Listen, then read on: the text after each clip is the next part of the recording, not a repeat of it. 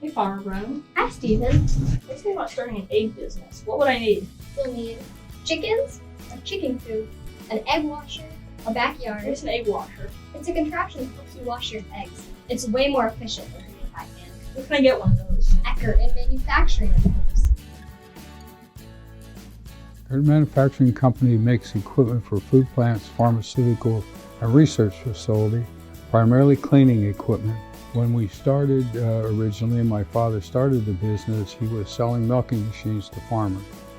Well, in 1987, we had a fire which completely burned the plant down and we lost everything. We started from scratch. We serviced the entire United States and also many foreign countries. One of the interesting facts about our egg washer equipment is that somewhere between 60 and 70% of the eggs in America are processed by a piece of equipment that was built here at Gerton's. Our new tunnel washer, something that I just learned how to do, and it's more advanced than what I was doing.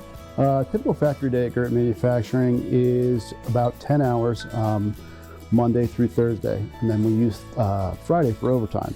We employ a wide variety of people, all the way from sales and engineers, up through the shop personnel like welders, polishers, assemblers. We decided to go into selling equipment to pharmaceutical plants, and as a result, that has radically changed the need that we had for the kind of employees we employ today. You have to have a lot of understanding of the math and trigonometry and algebra that go behind the designs. It's been a very good decision to diversify as we have done, and this makes opportunities for the research side of our business. I'd say to study hard and take a lot of math classes.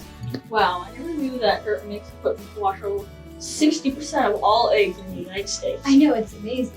Well, I'll be sure to get an egg washer. Thanks for the advice. Yeah, they help farmers all around the world.